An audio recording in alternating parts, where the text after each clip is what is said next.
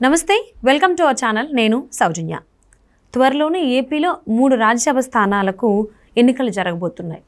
So ఆ రాజ్యసభ అభ్యర్థిగా నిలబెట్టాలని చెప్పి టీడీపీ ముందుగా భావించినా కానీ ఎందుకో వెనకడుగు వేసింది.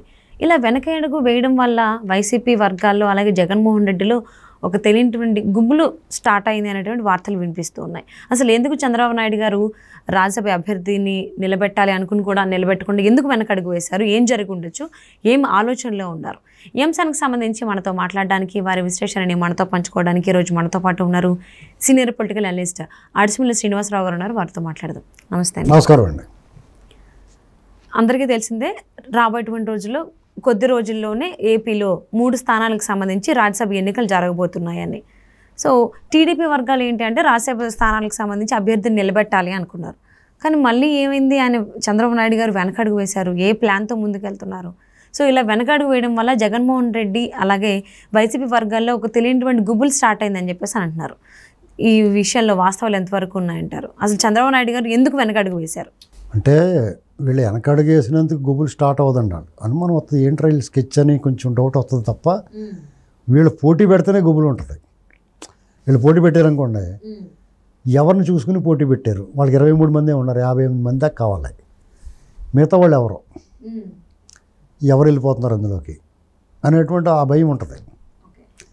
ఒకవేళ నిజంగా వీళ్ళు పోటీ పెట్టి జగన్మోహన్ రెడ్డి గారు పార్టీలోంచి అదే వైసీపీలోంచి ఇందులోకి కొంతమంది ఫిరాయించి ఓటేసి గెలిపించారనుకోండి, ఎన్నికల ముందే డిజాస్టర్ ఓడిపోయినట్టు అయిపోతాడు ఆయన. అది వాళ్ళు నిజంగా అప్పుడు గుబులు పడ్డారు, భయం దిగులు ఉంది వాళ్ళకి. ఏదైనా పోటీ పెడతాప్పుడు ఎమ్మెల్సీ లాగేశారు కదా ఒకటి, అలాగే ఇదేమైనా జరుగుద్దేమో ఒక భయం ఉంది వాళ్ళకి. సరే వీళ్ళు వెనక్కి వెళ్ళటం వల్ల కూడా డౌట్ అవుతుంది ఏం జరిగిందా అని అర్థం అవ్వక. దానికి కారణం నేనేమనుకుంటున్నానంటే, సపోజ్ ఇప్పుడు వైసీపీ నుంచి కొంతమంది రావడానికి రెడీగా ఉన్నారు చాలామంది, వాళ్ళందరూ బేషరతుగా వస్తున్నారు. బేషరత్ అంటే మీరు ఏమి ఇచ్చినా బాబు, మీరు పదవి ఇచ్చినా బాబు, మీ పార్టీలో చేరుతామని బాబు, మేము వచ్చి మీ నీడను ఉంటాం, మీ పార్టీ నీడలో మీకు పార్టీ గొడుగులో ఉంటాం అనేటువంటిది బేషరతుగా వస్తున్నారు. ఏం కండిషన్స్ లేవు, కండిషన్స్ అన్కండిషనల్. అయితే ఇప్పుడు సపోజు వీళ్ళు పోటీ పెట్టి మీ ఓటేయండి అని అడిగారు అనుకో, మరి మాకేంటి అంటారు కదా.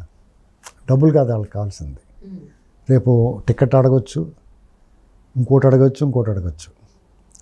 కాబట్టి అవన్నీ అలాగా 25-30 మందికి అలా ఇచ్చుకుంటూ పోతే, ఇక్కడ మరి కష్టపడి పనిచేసి 4.5 ఏళ్ళు తన్నులు తిన్న వాళ్ళకి, కేసులు పెట్టించుకున్న వాళ్ళకి, వేధింపులకు గురైన వాళ్ళకి, వేదనకు గురైన వాళ్ళకి, వీళ్ళందరి పరిస్థితి ఏంటి అవన్నీ ఆలోచించి ఆయన అది కరెక్ట్ కాదు. ఆయన ఒక మీటింగ్లో కూడా చెప్పాడు ఆయన, చంద్రబాబు గారు ఏమన్నారంటే, పార్టీలోకి చాలామంది రావడానికి సిద్ధంగా ఉన్నారు, ఆ వచ్చిన వాళ్ళందరినీ తీసుకుని వాళ్ళకైనా అవకాశం స్థానం కల్పించి వాళ్ళకైనా సీట్లు ఇస్తే రాంగ్ మెసేజ్ వెళ్తుంది, ఇక్కడ ఇన్నాళ్ళు కష్టపడిన వాళ్ళకి ఇబ్బంది వస్తుంది.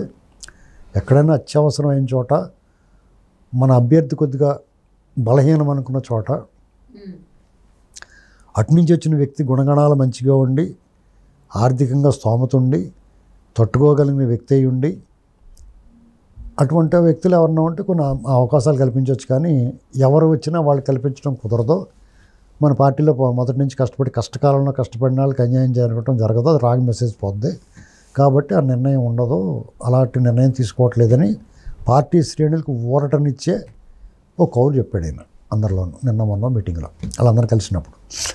నిజమే, మరి అది మంచి ఆలోచనే కదండి. ఇప్పుడు పార్టీ కోసం కష్టపడతారు, అసలు పార్టీలోనే ఉండి 4 ఏళ్ల పాటు ఏమీ మాట్లాడకుండా ఓడిపోయిన వెంటనే ఒక రకంగా పార్టీకి వ్యతిరేకంగా వ్యాఖ్యలు చేసి, పార్టీ కొంతమంది ఇప్పుడు పార్టీలో ఉన్నవాళ్ళు, ప్రముఖంగా ఉన్నవాళ్ళు కొంతమంది ఏం చేశారు, 3 రాజధానులు ప్రకటించాడు జగన్మోహన్ రెడ్డి. 3 రాజధానులు ప్రకటించినప్పుడు అది మంచిదే అన్నారు కొంతమంది. ఏం చెప్పాలో తెలియక వాళ్ళకి వాళ్ళు ట్రాప్లో పడినట్టు అన్నమాట. సపోజ్ 3 రాజధానులు, వైజాగ్ రాజధాని, కర్నూలు రాజధాని అనగానే వైజాగ్ ఏరియాలో ఉండే ఉత్తరాంధ్ర నాయకులు కొంతమంది ఆ ట్రాప్లో పడ్డారు. ఒకళ్ళిద్దరు ఆచితూచి మాట్లాడారు. మాకు రాజధాని వద్దంటావు నువ్వు అని గొడవ చేస్తారేమో భయం వాళ్ళకి. కావాలంటేనేమో కరవమంటే కప్ప కోపం, విడమంటే పాము కోపం. అలాగే ఇక్కడ పార్టీతోటి ఇక్కడున్న అమరావతి బేస్ కదా, ఇది పాలసీ. రాజధాని ఏకైక రాజధాని అమరావతి రాజధాని అనేటువంటిది పాలసీ మ్యాటర్. దానికి వ్యతిరేకంగా మాట్లాడితే పార్టీలో ఇబ్బంది వస్తుంది. అందుకని కొంతమంది గోడమే పిల్లిలాగా ఉన్నారు, కొంతమంది అబ్బాయి మంచిదే అన్నట్టుగా మాట్లాడారు. పార్టీకి వ్యతిరేక వ్యాఖ్యలు కూడా చేశారు కొంతమంది. ఇప్పుడు వాళ్ళు ప్రముఖ పాత్ర వహిస్తున్నారు. ఎన్నికల 4.5 ఏళ్ళు చంద్రబాబు నాయుడు గారు అరెస్టు, పార్టీ నాయకులు చాలామంది అరెస్ట్ అయినప్పుడు, వైసీపీ ప్రభుత్వం చాలా దుర్మార్గాలు దౌర్జన్యం చేసినప్పుడు, దళిత నాయకులను వేధించినప్పుడు, ఒకటా రెండా అమరావతిని విధ్వంసం, అమరావతి రైతులను కించపరిచినప్పుడు, వాళ్ళ మీద దాడులు దుర్మార్గాలు చేసినప్పుడు, పార్టీ కేడర్ మీద విచక్షణారహితంగా కేసులు పెట్టి వాళ్ళ మీద దాడులు చేసి రక్తగాయాలు చేసినప్పుడు ఎప్పుడూ మాట్లాడిన వాళ్ళు కొంతమంది ఉన్నారు. వాళ్ళు ఇప్పుడు లైన్లోకి వచ్చి ఫ్రంట్ లైన్లో ఉన్నారు వాళ్ళంతా. అది కూడా ఆలోచించాలి పార్టీ. ఇది మేము పబ్లిక్గా బయట నుంచి వస్తే మాకు పార్టీలో ఇతర పార్టీలో ఉన్న వాళ్ళకి ఇది కనిపించదు, వాళ్ళకు ఎవరైనా వాళ్ళకి అలా అనిపించదు. కానీ బయట నుంచి వస్తున్న వాళ్ళకి అనిపిస్తుంది. ఇది ఎర్రా దెబ్బలాట ఆడుకున్నప్పుడు ఎవడ కనపడలేదు, భోజనాలు ఇచ్చినప్పుడు వచ్చి ట్రీట్ అనుకుంటాం. ఇప్పుడు మేము ఏదో ఫంక్షన్కి వెళ్తామండి, అక్కడ బోనంత పని ఉంటుంది, ఆ ఇంట్లోడే అక్కడ ఆ పని ఉన్నప్పుడు, వంటలప్పుడు, లేకపోతే డెకరేషన్లప్పుడు, ఆ కార్యక్రమాలప్పుడు ఆ పని చేసినప్పుడు కనపడ్డాం. కరెక్ట్గా భోజనాలు ముందు కూర్చుంటాడు భోజనాలు పెట్టేటప్పుడు. ఇది రెడీ నేను అంత ఏమైపోయాడు, ఇవాళ పొద్దున్నే రెడీ అయిపోయి చూడు కొత్త బట్టలు వేసుకుని అనుకుంటాం. అవునా కదా? ఈ ఆడవాళ్ళు కూడా ఏమనుకుంటారు, గొడ్డు సాగిరి చేసినప్పుడు, అరిసెలు గట్ట చేసినప్పుడు కనపడకుండా పొద్దున్న పొట్టిచీర కట్టుకొచ్చింది అనుకో, ఊరి నేను అంతా ఏమైపోయింది, ఆ పొట్టిచీర కట్టుకొచ్చేసింది అని మీరు గుసగుసలాడుకుంటారు కదా ఆడవాళ్ళు కూడా ఫంక్షన్లో. ఇవాళ చూడండి నగలు గట్ట పెట్టుకుని తయారైపోయింది, నాకు ఉన్నాయని చూపించుకుంటాం వచ్చింది అంటారు. వీళ్ళు అంతే కదా, మా డబ్బు ఉంది, మాకు ఇది ఉంది, మాకు ఇంకో జనబలం ఉన్నారు అన్నట్టుగా, కులం ఉంది అన్నట్టుగా చూపించుకోవడానికి వచ్చారని అనుకుంటారు, మేము అనుకుంటాం. అది గమనించుకోవాలి, జాగ్రత్తగా రాంగ్ మెసేజ్ పోతూ ఉంటుంది.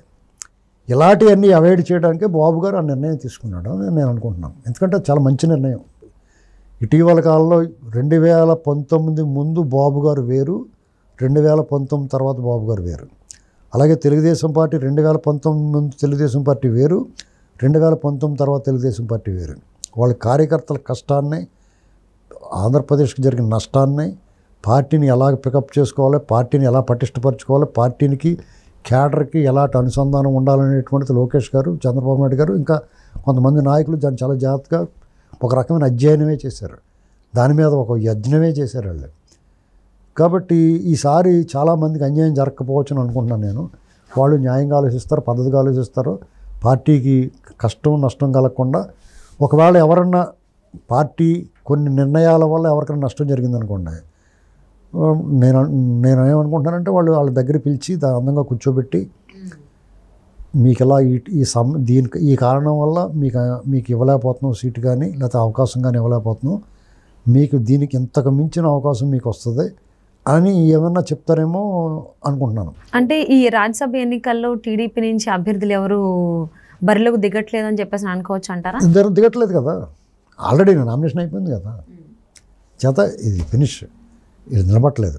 ఇదంతా ఎందుకు చెప్పానంటే, వాళ్ళు ఎందుకు నామినేషన్ వేస్తే ఓట్లు అడగాలి వాళ్ళది, వాళ్ళు ఓట్లు అడిగితే వాళ్ళు సీట్లు అడుగుతారు. ఇప్పుడు ఏదో సినిమాలో బ్రహ్మానందం గారిని, అంటే దీన్ని బట్టి చూస్తే చంద్రబాబు నాయుడు గారు గట్టి ప్లాన్తోనే ముందుకెళ్తున్నారని చెప్పేసి అర్థమైపోతుంది. Thank you so much for spending your valuable time.